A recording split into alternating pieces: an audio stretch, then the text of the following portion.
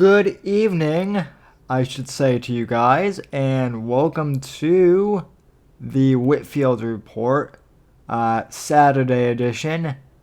I am your host, Sam Whitfield, not live from NGC Studios by the time that you've watched this, but I have recorded this in the past, present, future hour before I went on vacation. It's the magic of YouTube that I'm premiering this episode now, and y'all are watching it and still chatting in the live chat box, probably gossiping about me, or just chatting amongst yourselves. Who knows? I might have popped in the chat room already to watch with you guys. In which case, hello, future Sam. This is weird to watch myself from the fourth parallel, but I enjoy it. Fourth wall break. I might not be there. I don't know on Saturday night what I'll be doing. I could be slinging back a few beers in North Carolina. I don't know. At any rate, I am on vacation this week, or by the time you guys see this, I'll be on vacation.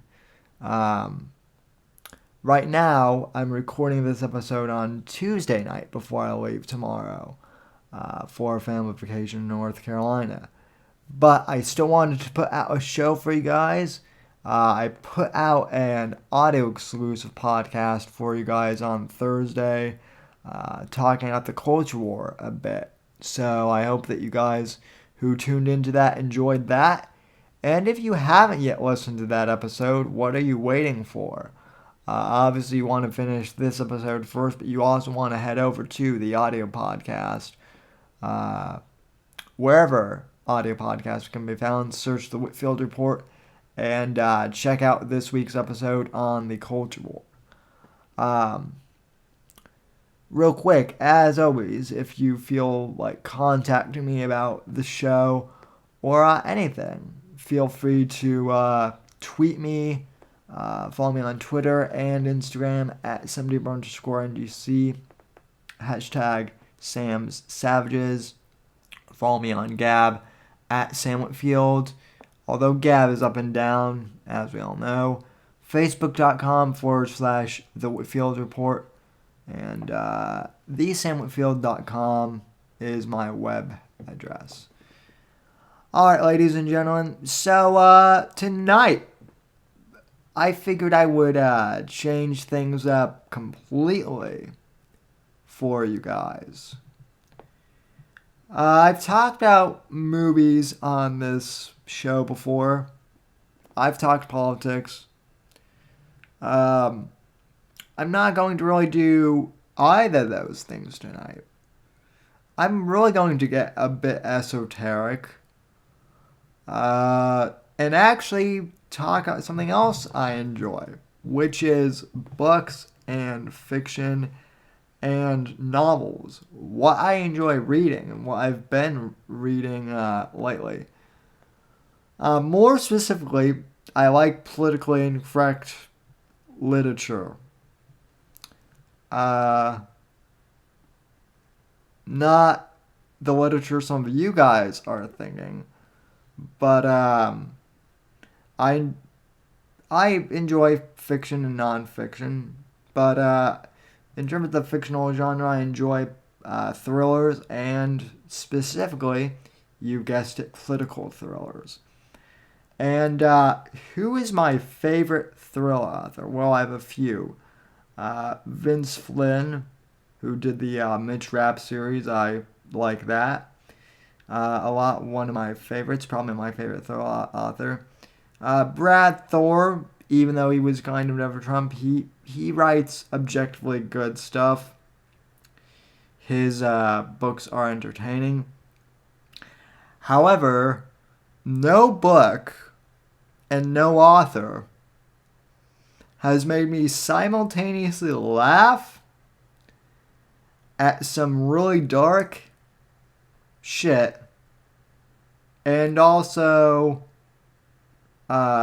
just have absolute wow moments at the power of literature, quite like James Ellroy.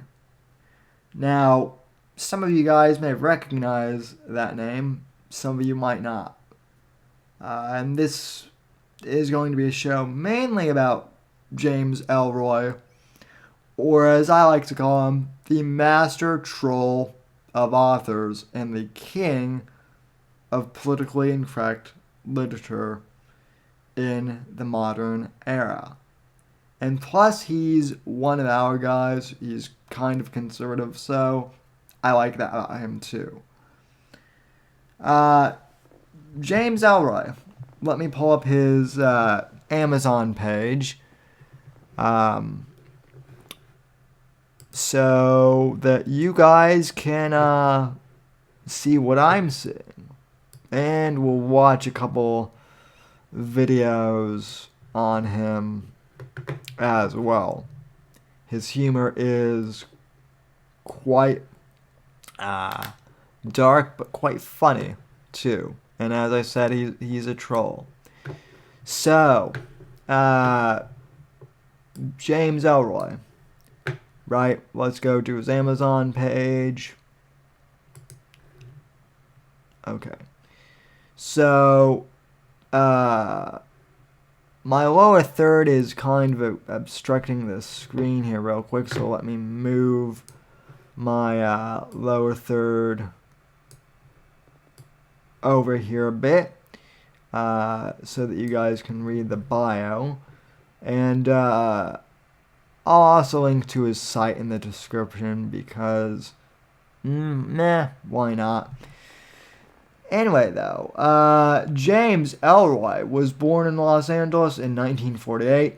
He is the author of the acclaimed LA Quartet, The Black Dahlia, The Big Nowhere, LA Confidential, which, yes, that is the same LA Confidential, the Oscar-nominated film with Kevin Spacey, Russell Crowe, and Kim Basinger. Very good film. And White Jazz, as well as the Underworld USA trilogy, American Tabloid, which is easily one of my favorite novels. That's part of the reason why I decided to do kind of a show about this tonight, ladies and gentlemen. American Tabloid, The Cold 6000, and Blood's a Rover, all which are very good.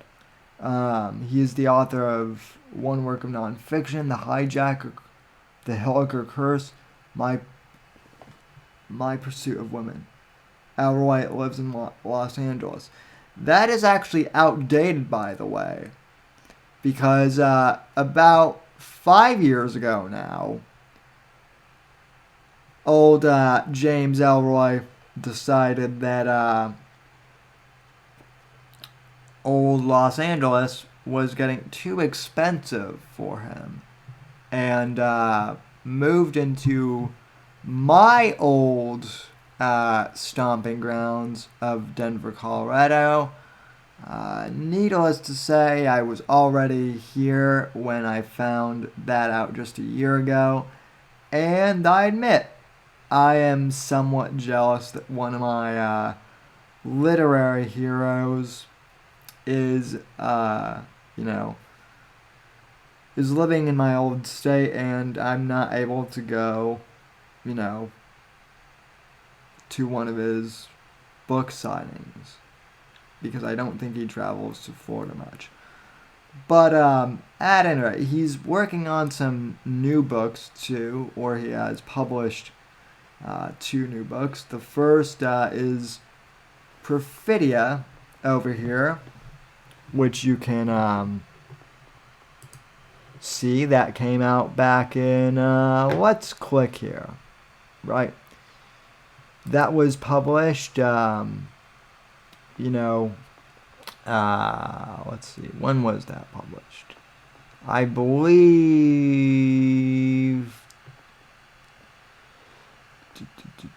Okay, 2014. Okay. By the way, all of his books are set in the time period of the 1940s and 1950s. You will hear him explain this too, why he has decided to set his books in the 40s and 50s of Los Angeles. So Perfidia is one of his more recent books. His most recent book, which I just picked up, and I'll probably be listening to this on the road, is This Storm, which was published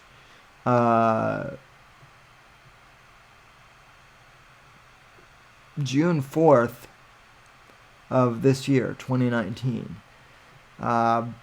Both Perfidia and This Storm take place during World War II. It is his epic, one of his epic masterpieces. But my favorite book, and the one that I recommend that all of you guys pick up, is American Tabloid, Underworld USA, #1. All I can say is that this book fucking rules. Why? It's got everything that I like. And I mean everything. It's got deep political intrigue, right? This series, the American Underworld, the Underworld USA series, takes place a bit later in the 50s and 60s. This book begins during 1958. We see this book is fiction, but real world characters come into play throughout all his books, fictionalized versions of real people. So, this book basically American Tabloid follows the political handlers of JFK, and, we get to see how Kennedy got into the White House, the underworld connections, the Sam Giancana connections, how Pappy Kennedy was a bootlegger. We get all the juicy details on the Kennedy family. The affair with Marilyn Monroe in this book is fictionalized to a certain extent, but Ellroy also talks to some Secret Service agents who were there during the Kennedy administration.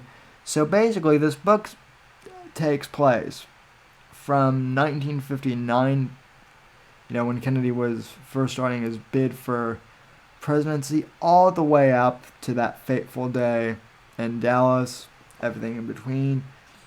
Ellroy kind of, presents his own conspiracy of who killed Kennedy. That's not the, that's not the entirety of the book, but that is part of it in the third act, at least. But pretty much what I like about this book in the Underworld USA series is, right, America, we kind of have like this idealized version in our heads of what the 1960s was like. Everyone thinks that the 1960s, particularly the early 1960s, was a time of, relative innocence. Or at least that's what the normies think. No. Politicians were just as, dirty then as they are now. People were just as flawed and inhumane. Everyone was fucking, sucking, killing, murdering each other. The world was just as dirty then as it is now. And, this book doesn't really have a happy ending. It's just humanity. The good aspects are portrayed of it in this book somewhat. The baddest aspects are portrayed. It's a time capsule, but it's a raw, real one too. It's fantastic. So American Tabloid, I would certainly recommend. Really, all his books I would recommend. Um, the other book that a lot of people recommend, if you have to read just two, obviously you want to read American Tabloid, but you also want to read LA Confidential. The movie is fantastic. The book is even better. Again, it shows specifically in Los Angeles how Hollywood has always been, pretty slanted to the left, and how they've always been doing their thing. How, how there are good cops and bad cops in LA, and, sometimes crooked cops and good cops, the lines get blurred. And oftentimes in this book, you will find yourself rooting for the quote-unquote anti-hero. This book is not politically correct either. None of Ellroy's works are politically correct. If the social justice mob gets its way, these books will probably all be banned at some point. Hopefully that doesn't happen. God forbid that doesn't happen. Over my dead body, that will happen. But who knows with the way publishers cave to politically correct gibberish these days.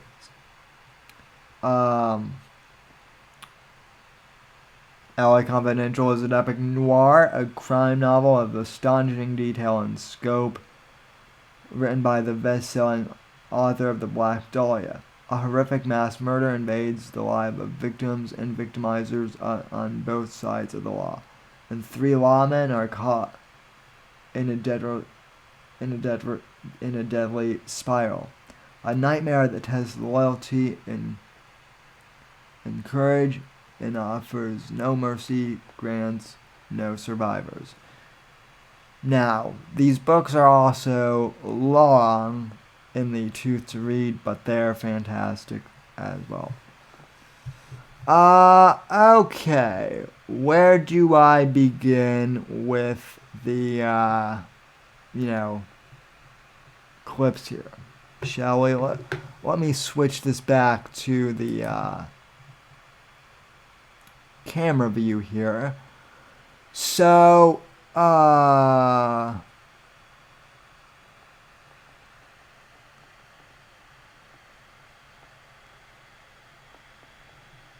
what is, hang on, I've got it, oh, that's Amazon Prime. I thought it was something counting down on my computer. Sorry about that. Anyway, so where do we start off in the clips department? So, like I said, Ellroy is a hilarious character. Well, first off, I want to start off playing this clip, James Ellroy on Obama. So, this is hilarious. This is where you can see that he's somewhat conservative. I'll also be playing a segment of an interview he did with Michael Savage a few years ago. That's pretty good as well. So, here's James Ellroy on President Obama from an interview back in 2012, actually. So, let's pull this clip up. Clip number 1. Go.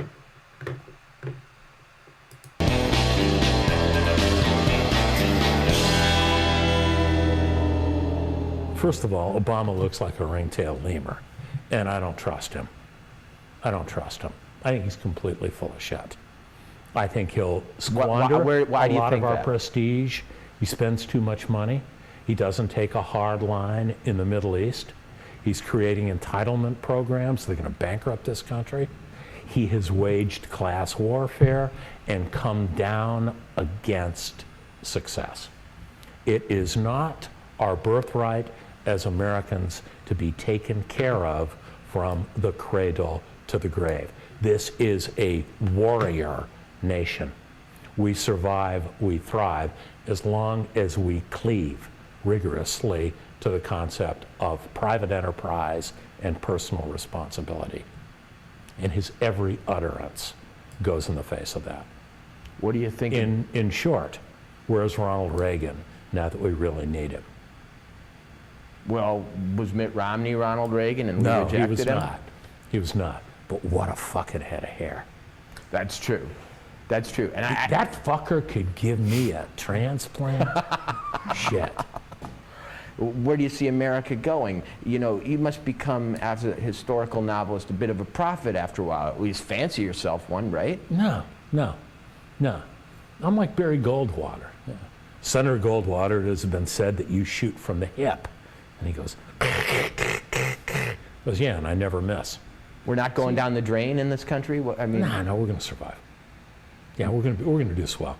and what in us is going to make us survive? What's Correct. the element that can't be ruined? Sorry about my That lower je ne third sais being quoi out of whack here. that P.J. O'Rourke described, and this is a very rough paraphrase of America. We're descended from a grizzly bear and a stock market crash. We hold our sock hops in hell, and it gets better and better and better as he goes along. I wish I had more of it memorized. Hi, it's Walter Kern from Byliner TV. I'm hoping that Okay, you're gonna subscribe. this is obviously just an ad. So anyway, first thing I like about him, he's kind of a right-winger, which I, like. So that's groovy. I really dig that shit, as Ellroy would say. Where do we go next in terms of Ellroy clips? Where do we go next, ladies and gentlemen? Oh, I have a pretty good idea. Let's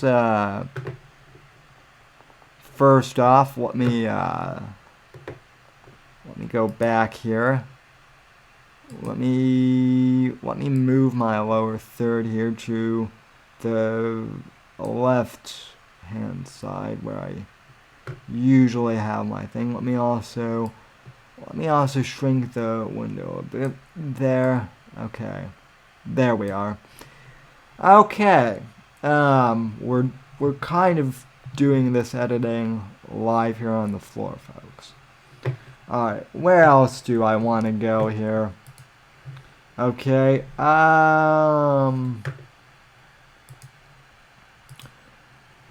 ooh, let's see what Ellroy has to say about Jack Kennedy and Marilyn Monroe. That whole affair. What the actual story on that was. Clip number 2. Alright, let's get this full screen again. Bingo.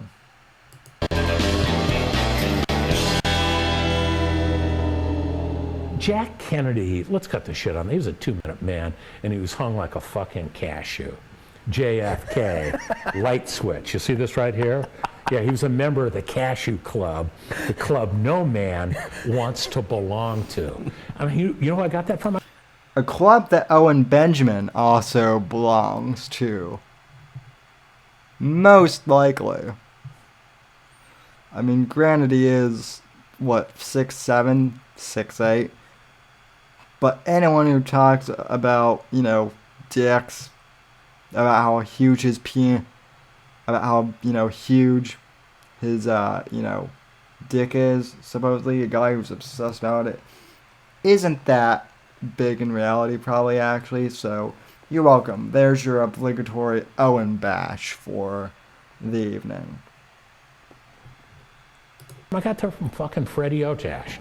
Hey, kid, JFK was hung like a cashew. He was a 2-minute. Freddie Otash, for those of you who are wondering, Freddie Otash was one of the real-life private eyes in Los Angeles in the 1950s who would go around and basically dig up dirt on celebrities and feed them to the early tabloid rags here in America. Like, Confidential magazine was one of them, hence the name LA Confidential. Hence the name American Tabloid for one of Ellroy's novels as well. Man, Jack Kennedy wanted to slip the schnitzel to the great women of the era over the course of 2 minutes, bullshit with them for a while, and send out for a club sandwich. That was Jack's deal right there. Jack was also, why mince words, a fucking hophead. He had every doctor on Bedford Drive in Beverly Hills writing the good shit for him. I know that to be true. It is true. Boy, man, the Beverly Hills pharmacies went out of stock when Jack the K. You know who told me so? George McGovern. Really? Yep. Yeah. He told me one time Jack lost his black bag of meds in West Virginia on a campaign stop, and that the whole situation shut. This is true, by the way. Jack Kennedy was our, first hophead president, our first functional drug, our first, high-functioning drug addict of a president. And by the way, Owen, Jack Kennedy was the one who wanted to send us to the moon, and we ended up doing it quite successfully in '69. Granted, he was a drug addict, but he still, wasn't as crazy as you are, so. Shut down for 3 days while they tried to find it because it was so scandalous, the thought that somebody else would. Yeah, Jack was a hophead. Jack was a hophead. He was a member of the Cashew Club. But you asked me about Marilyn Monroe. Yeah. First of all, Jack didn't really have affairs. He was a misogynist. He didn't want to get too close to women. He was introduced to Marilyn Monroe by a producer named Charles Feldman in 1954. He probably saw her 8 times for an hour and a pop up through her death in the summer of '62. She OD'd, there's no conspiracy. Hi, it's Walter Kern from Byliner TV. Okay, now, we may, I don't want to dive into the Marilyn Monroe conspiracies. There are conspiracies that she had dirt on the Kennedys, or that, she had dirt on other people. Doesn't really matter. It was 50 years ago, and she was an actress. Okay, moving on. Probably this is why I love Ellroy the most. He is super politically incorrect in the way he uses words, and he loves to use politically incorrect language. This is one of the things that I love about his writing, even here in 2019. So this clip is called James Ellroy's Dictionary of slang.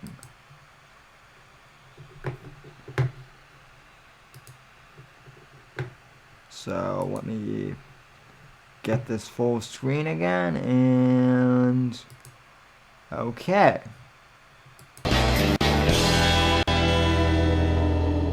I want a dictionary of American urban slang Yeah. that you fucking approve of. That's Listen, Daddy-O, the first thing, Yiddish, you got to embrace Yiddish. It's from the gut. It just goes. It flies, and it looks good on the page.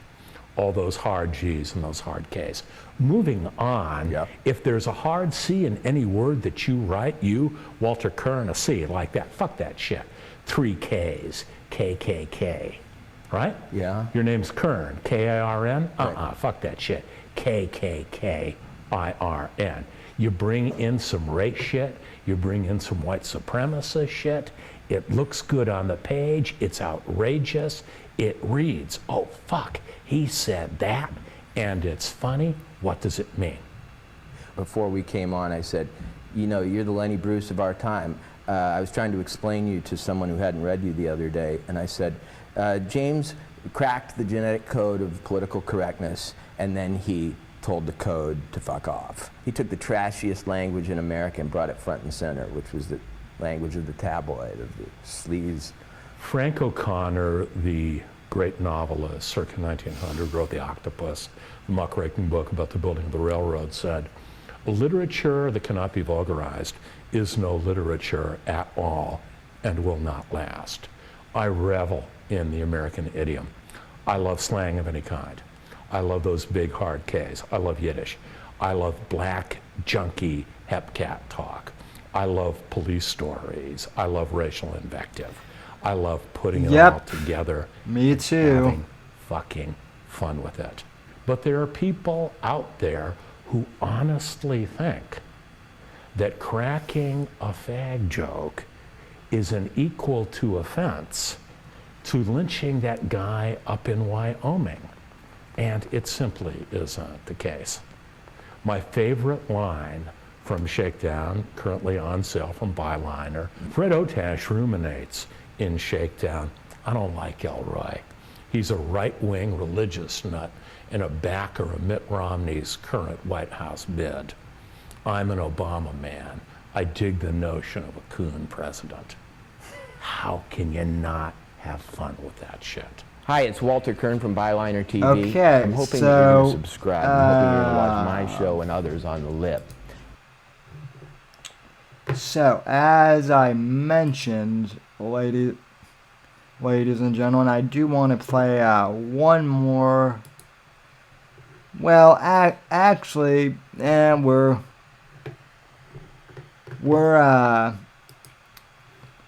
coming up on 30 minutes, and I do want to keep this show relatively short here tonight. Because I've got to do some other stuff tonight. But he's a terrific author, and I really recommend that you guys check him out.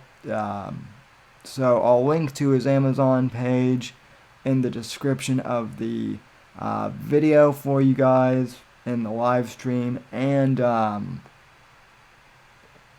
also for those of you listening to the audio podcast. I would love to make this show a little longer, but needless to say, I still have some things that I have to do around here before I leave for my trip in the past, present, future hour. So anyway, folks, I hope you enjoyed the show. I realized that it was a bit unorthodox for me to talk about like my favorite authors.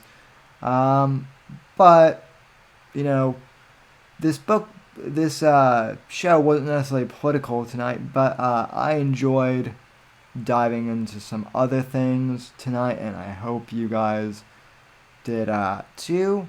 I'll probably review some other movies and whatnot in future episodes as well. So anyway, folks, I want to thank you very much for tuning in to tonight's show. I hope you all are having a great weekend as I'm enjoying my vacation, or hopefully I will be enjoying my vacation when you guys see this. So anyway, folks, from all of us here at NGC Studios, good night, God bless, and God save this great nation. And I'll see you back once I hear live next week. Good night, God bless, and please check out James Ellroy's books. God bless you all.